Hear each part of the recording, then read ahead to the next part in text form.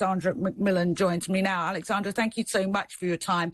It is something that people forget about, you know, when they're flying the flag and what have you, and you know, posting online all the wonderful meals they're having, that there are so many families that just cannot afford to do this. Now, you run a food bank. What are you seeing from your end?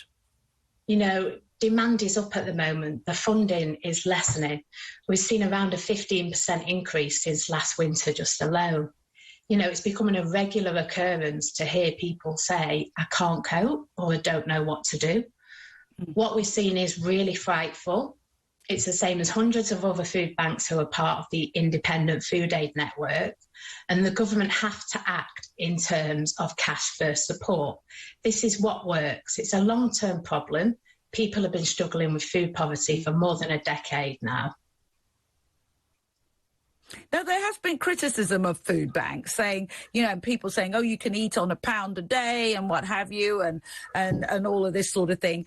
It's one thing to make these pronouncements. It's another thing to actually be working with families. What do you say to those sort of criticisms or you know, remarks? I mean, it's not realistic. They need to come and live in the shoes of the people who are suffering. Their voices need to be heard.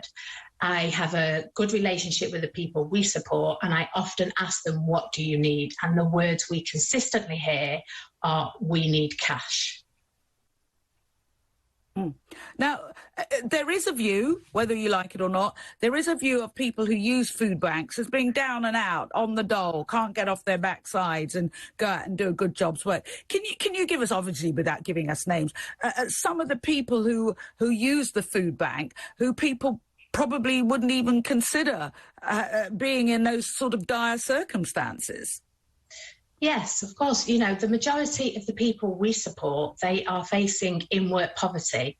They are working and they are struggling because the wages do not match the cost of living, which is the crisis that we are in at the moment.